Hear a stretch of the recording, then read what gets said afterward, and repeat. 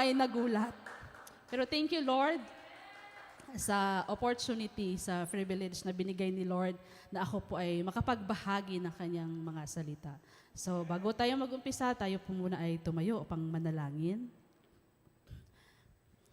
Thank you, Lord. Hallelujah. We worship you, Lord. We thank you, Panginoon, sa gabing ito, O God. Salamat, Lord, sa pagkakataong ito, Panginoon, na ipinagkaloob mo sa akin, ay pinagkatiwala mo, Panginoon, ang iyong mga salita, Panginoon. Salamat, Lord, sa wisdom na nagmula sa iyo, Panginoon, sa anointing, O God, maging sa katagumpayan, Panginoon, ng gawaing ito, O God. Salamat, Lord, sa aming pagkaing espiritual na aming pagsalusaluhan ngayong gabi, Panginoon. Kami po ay excited, Panginoon, sa iyong reminders, Panginoon, ngayong gabi at sa mensahe mo na aming daladala, na aming pagsalusaluhan, Panginoon. Ito ang aming panalangin. In Jesus' name we pray. Amen. So muli, magandang gabi po.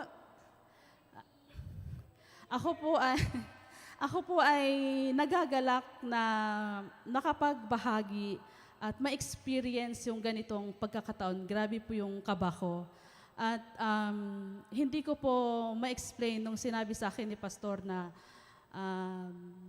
magkakaroon ako ng schedule. So nung sinabi ni Daddy talaga, para akong mahimatay. Schedule pa lang yun.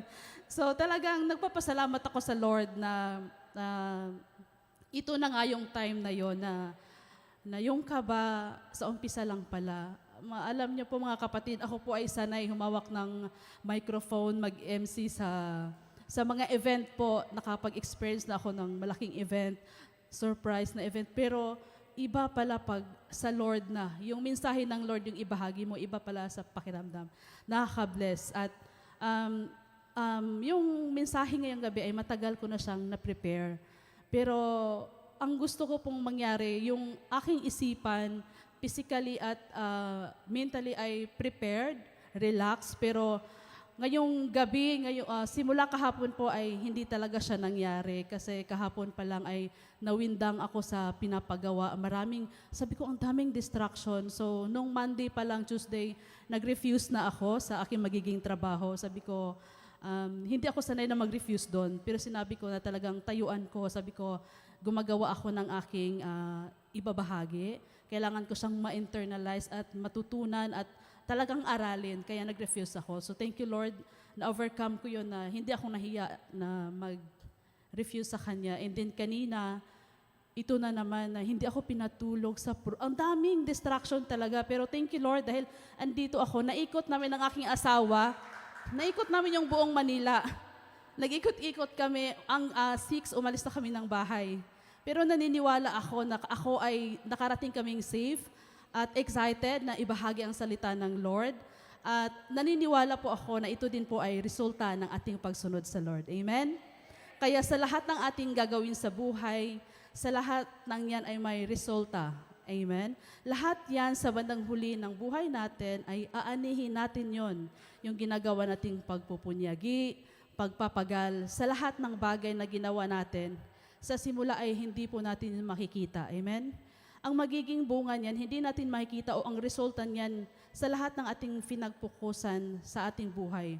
But I tell you, brother and sister, whether you like it or not, sa lahat ng ginagawa natin sa ibabaw ng mundo, kung bakit yan ay magiging epekto, kung ginawa natin yan, yun ay magiging epekto ng ating buhay. Lahat ng tao nag-focus sa kanyang bisyo, darating yung araw na mawasak ang katawang pisikal niya.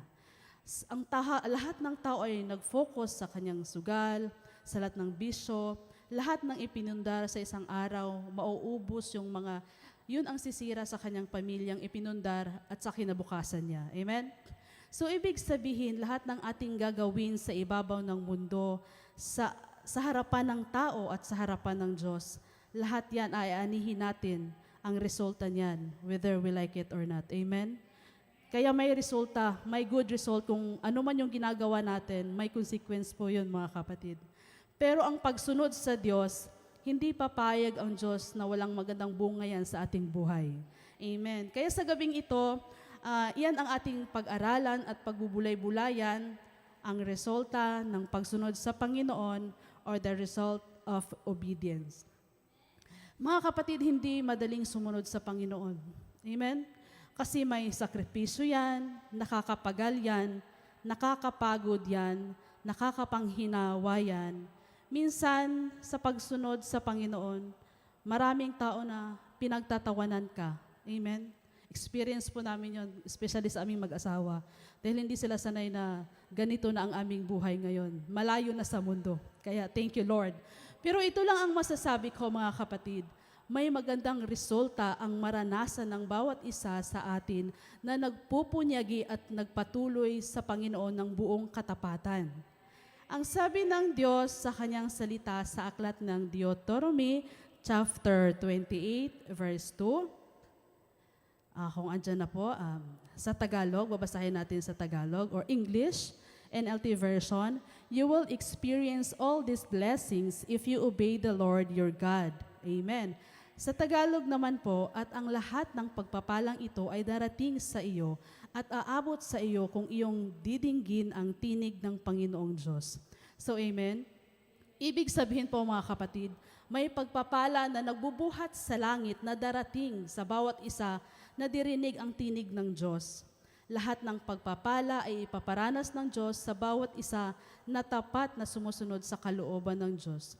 Yun ang sabi ng Panginoon. Amen. Kaya kapag ang Diyos ay nangako, hindi po yan mababali. Amen? So sa gabing ito, may apat na punto na resulta ng pagsunod sa Diyos o the result of obedience. Una, hindi niya pagkukulangin. Amen? Kapag ang tao ay sumunod sa kalooban ng Diyos, never niyang pagkukulangin. Amen? Ikaw ay patuloy na tugunin at susuplayan ng Lord kasi yan ang resulta ng tapat ng pagsunod sa Diyos. Ang sabi ng Panginoon sa awit 128 verse 1 and 2. Sa Tagalog, mapalad ang bawat tao na kay Yahweh ay may takot, ang maalab na adhika ay sumusunod sa kanyang utos. Hindi siya magkukulang sa anumang kailangan. Amen? Ito po ang pangako ng Diyos. Kaya never po na magdarahok, pagkukulangin ng Diyos kapag tayo ay tapat na sumusunod sa Kanya. Amen? Mga kapatid, ito yung hindi ka pagkukulangin pag ikaw ay sumunod sa Diyos. Ikaw ay tapat na sumunod sa Diyos. Ito ay testimony naming mag-asawa sa provision, sa car. Hindi naman lingid sa lahat, nagkaroon kami ng sasakyan na hindi namin pinangarap. Though material things siya, hindi namin pinangarap, dumating siya sa amin na hindi kami nahihirapan. So thankful kami kay Lord dahil binigay sa amin yun, dahil hindi pa namin alam ng purpose. Hindi namin alam kung anong purpose nun sa umpisa. Akala namin, pagkapirahan namin yon, magiging busy yung asawa ko. So may doubt ako noon kasi ibabiyahe daw niya sa Grab. So busy, so mawalan siya ng time sa gawain ng Lord. Pero hindi yun ang gusto ng Panginoon, kaya niya binigay sa amin pala yon. Nagkataon pa na after 2 months, nagkaroon ng pandemic. So itong si Cristiano nawindang. So hindi pa masyadong ang pundasyon sa pananampalataya. Pero may itinanim si Lord sa aming puso na bakit kayo, di ba, why worry if you can pray? So nagpray kami sa Lord. So sa biyaya ng Lord, ang aming sasakyan po ay nakasurvive na balak na naming ibenta kung saan-saan na namin pinopost yun at sino-sino nang nag-inquire. Pero ang sabi ng Lord, wala ba kayong tiwala sa akin? Binigay sa amin na walang hirap na hindi namin yun pinangarap. So sa madaling salita po, ay gusto na namin siyang i-give up. Pero ang sabi ng Lord, wag. So bilang tao, kung kami mahihirapan po kami kasi pandemic in how many years, so walang sarado lahat ng event, ng trabaho, as in tumigil ang mundo. So mabigat siya monthly, pero thank you Lord kasi ngayon, alam niyo mga kapatid, 2 buwan na lang matatapos na yung aming sasakyan. At ang nakaka-bless doon mga kapatid, yung sasakyan na yon ay ginagamit siya sa ministry. Ang mga pasahero noon ay mga servant ng Lord at mga akay ng Lord. Kaya thank you Lord, yung sasakyan na yun maliit. Pero pag lumabas yun, ang dami namin ang lalaki. Kaya thank you Lord, yun ang purpose niya. At every Sunday lang siya. Amen. Yung sasakyan na yun mga kapatid, every Sunday lang siya tumatakbo. tuwing nasa gawain. Minsan nagagamit sa another na ministry, sa mga support. Kaya thank you, Lord. Yun talaga ang purpose ng Lord.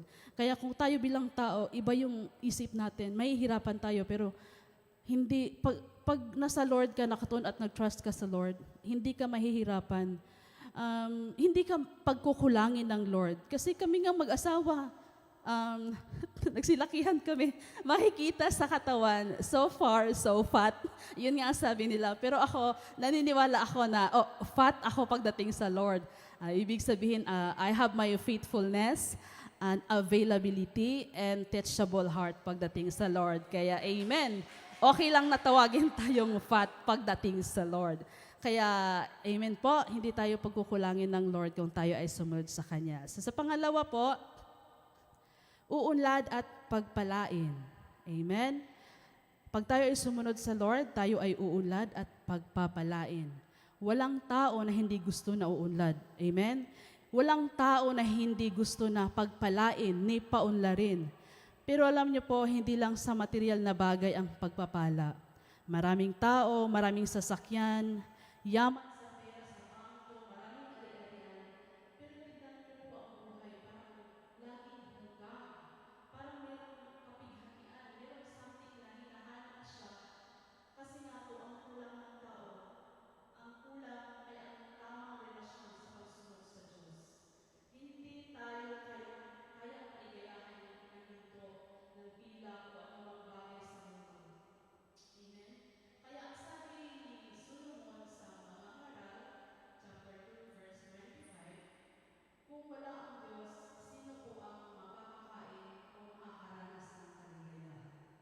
Amen? Si Solomon po ay may karapatang magsabi nito. Kasi si Solomon po ang naging pinakamayaman sa mundo noong mga panahonan nila. Lahat ng gamit, upuan, kubyertos, lahat ng alahas, puro ginto, pure gold. Parang akala ko nga si Solomon yung CEO ng Pure Gold. Ang daming asawa, 1,000 sa iba't ibang lahi na uri. Namumuhay siya na marangya na parang Diyos. Pero ano ang nangyari sa kanya? Nauubos ang kaligayahan niya, ni hindi siya totoong napasaya ng mga asawa niya. Ano ang sabi niya? Siya ang sumulat sa aklat ng Mga Ngaral sa chapter 2, verse 25. Kaya mga kapatid, akala natin minsan ang totoong mapagpaligaya sa atin ay ang kayamanan o yaman. Salapi. Totoo yun. Ang salapi at kayamanan, importante yan. Pero ang higit na importante, yun meron tayong maalab at tunay na pananampalataya sa Diyos na makapangyarihan sa lahat. Amen?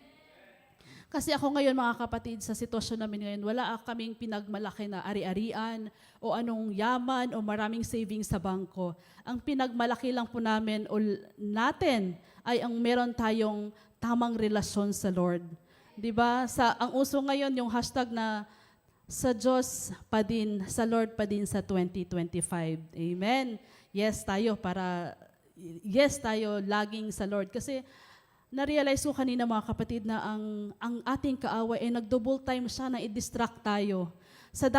Ako kanina, sa isip-isip ko, sa daming panahon na pwede akong magkaroon ng trabaho na isisingit. Bakit ngayon pa na, ngayon ang schedule ng aking pagbabahagi. Ngayon talaga punong-puno siya simula kaninang umaga. So marami ang distraction. Kung ang kalaban natin ang nag-double time, tayo mga Kristiyano dapat ay full time. 100% nasa Lord tayo lagi, na hindi tayo mawiwindang. Kahit anumang dagok sa problema mo, kahit ngayon na experience ko na isang araw pagod, yung exhausted ka, talagang ang daming ginagawa na parang sinusubok yung aking pasensya. Pero thank you Lord dahil na-overcome ko yon. Kahit pagod ka, parang stress ka, may kapayapaan, nakangiti pa nga nakasmile pa, kaya iba talaga pag nasa Lord. Amen?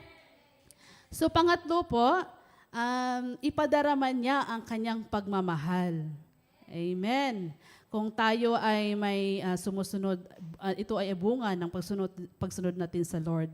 Ipadaraman niya ang kanyang pagmamahal. Yun po ang pinakamasarap na madama mong pagmamahal, di lang sa tao, kundi yung pagmamahal sa ating Diyos. para maranasan o madama natin yung pagmamahal sa Diyos, we need to obey our God. Amen? Kailangan nating sumunod ng buong puso sa Diyos. Ano ang sabi ng Diyos sa Deuteronomy chapter 7, verse 9? Kaya't pakatandaan ninyong si Yahweh na ang inyong Diyos na hindi marunong sumira sa pangako, tapat siya sa lahat ng umiibig sa Kanya at sumusunod sa Kanyang mga tuntunin, ipinadarama niya ang Kanyang pagmamahal hanggang sa ika-1,000 lahi. Amen! Kaya ang tanong, sino po si Yahweh? Sino po ang Diyos natin? Hindi siya marunong sumira, siya ang Diyos na hindi marunong sumira sa pangako. Amen? Yung tao, lalo na ngayon, marami kang maririnig na pangako. Pag pinangakuan ka na, huwag ka nang umasa. Alam na. Di ba? Mga utang-utang, di maiwasan. Ang daming pangako. So ngayon, pag ang tao nangako, alam na. Masanay ka na. Mangako lang yon, pero huwag kang masyadong assuming. Kasi, di ba, nangako siya, pa-fall yun eh. Tapos ikaw naman, assuming, so walang mangyayari. Masakit ang mabigo. Kasi sa tao, ayun na nga yung kasabihan na promises made to be broken sa tao. Kaya mapalad po tayo mga kapatid na si Yahweh na ating Diyos ay tumutupad sa Kanyang mga pangako sa atin. Amen? Hindi kagaya ng tao na talagang papangakuan lang tayo. Ang Panginoon natin na hindi marunong sumira sa Kanyang pangako. Kaya itaga nyo sa bato, mga kapatid, kapag nabasa mo, kapag napakinggan mo ang isang pangaral na hindi sa salita ng tao, kundi sa salita ng Diyos, ang pinapangaral, i-claim mo yon, mararanasan mo yon. Amen? Ang Panginoon ay tapat sa mga taong nagmahal sa Kanya at sumusunod sa Kanya. Amen? Ang tanong, yung mga taong hindi nagmamahal sa Kanya, yung mga taong hindi sumusunod sa Kanya, pwede bang tapat siya? Hindi po.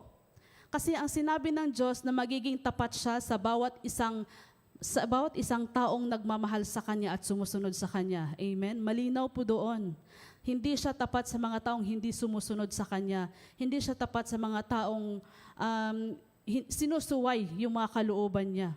Amen? Kaya mapalad tayo mga kapatid na tayong sumusunod sa Kanyang kalooban. Kasi pag tayo ay sumunod sa Kanyang kalooban mga kapatid, maraming pagpapala ang ipapaabot ni Lord sa atin ng bawat isa sa kahit anong uri o anyo o kahit sinong tao ang gagamitin niya para tayo ay i-bless. Amen? Pero pag tayo ay hindi sumunod, maraming curse, kabaliktaran. Amen? Kaya ngayong 2025, bagong taon, magbago na tayo mga kapatid, mag-focus na tayo sa Lord. Amen? Wala na, no turning back. Tuloy-tuloy na. Kasi ang kalaban natin talagang masigasig sila. Tayo mga Kristyano, dapat din tayo ay mas masigasig. Amen? Na talagang mag-stand out tayo, mag-shine tayo, yung ilaw natin ay talagang makikita tayo sa karamihan na tayo, na doon sa pinapanood kong yung The Forge ngayon, isa talaga ang nagrema sa akin, yung sabi nung nagdi-disciple sa kanya na amo niya na, what do you think, what people think when you see you coming? Amen? Yun bang branded, yung kumbaga, pag ikaw dumarating, ano ang makikita ng tao sa'yo? Anong klaseng tao ka pag nakita ka ng tao? Pag nakasulubong, ay, ito yun siya. Ito yung ano nun eh, yung palahubog, yung lasinggero sa kanto. Pero tingnan mo naman ngayon, nasa gawain na siya ng Panginoon. Active na siya sa lahat ng ministry. Kaya thank you Lord talaga sa salita niya. Talagang maraming pagpapala ang pagsunod, ang resulta ng pagsunod natin sa Panginoon. So pang-apat po, magiging maayos ang pamumuhay. Amen? Gusto niyo bang maayos ang pamumuhay? Ang sikreto, magpatuloy tayong tapat na sumusunod sa Diyos. Alam niyo, maraming buhay kahit na may pera, kahit na may kayamanan, pero hindi maayos ang pamumuhay. Magulo, masalimuot, punong-puno ng problema, pagsubok, pag-aaway, galit, hinanakit, sama ng loob. yun po ang hindi maayos na pamumuhay. So kung titignan niyo po mga kapatid, ang gulo ng buhay niya, walang kapayapaan. No, walang kaayusan sa buhay, hungkag ang kanyang buhay. So yun ang dapat nating iwasan mga kapatid na wag mangyari sa atin. Alam naman po natin na tayo ay nasa ganitong sitwasyon, tayo ay lumago na sa Lord. Hindi na natin nararanasan. Noon, nung wala pa tayo sa Lord, ranas namin lahat to. Amen? Mag-amen yung asawa ko dyan. Naranasan lahat namin to, mga kapatid. Walang ligtas po ito. Yun po ang aming buhay nung wala pa kami sa Lord.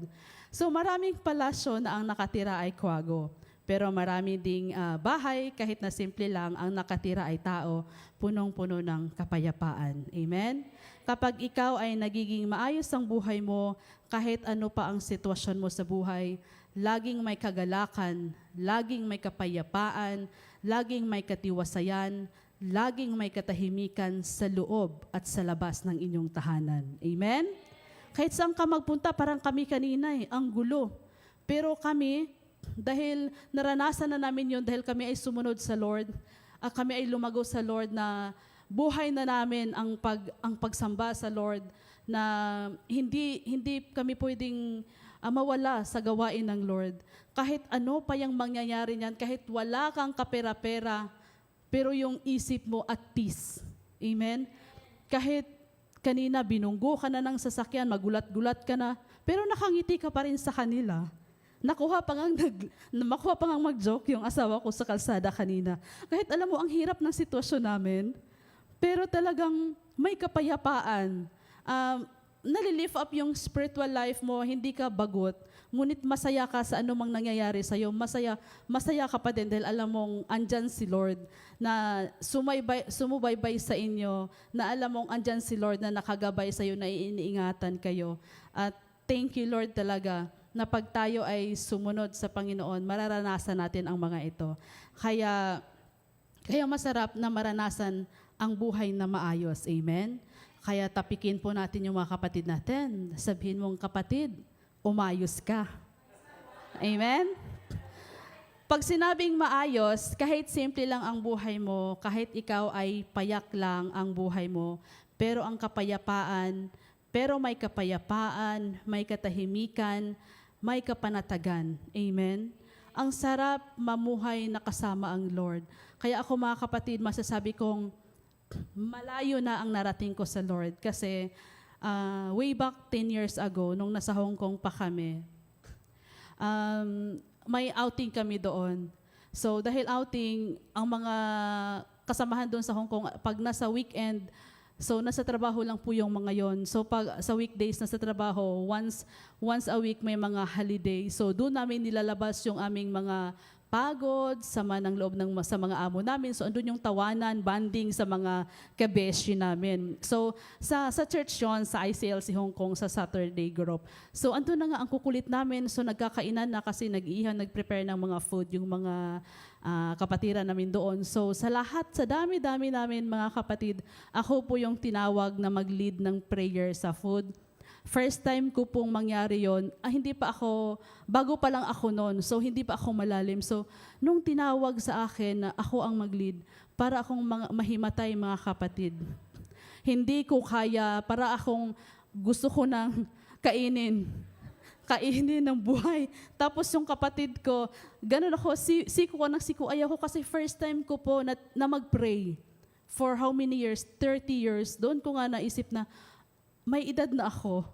Saka ako nanalangin na hindi ko alam pati sa food, hindi pala ako nagpipray. Sabi ko, grabe no? Grabe si Lord na, thank you Lord na dahil noon pag sinabing mag-pray ka, grabe talaga, parang hindi ko kaya. Sabi ko, hindi ko po kaya. Siya na lang, nagtuturo po ako. Pero thank you Lord dahil tayo ay lumago na sa Lord.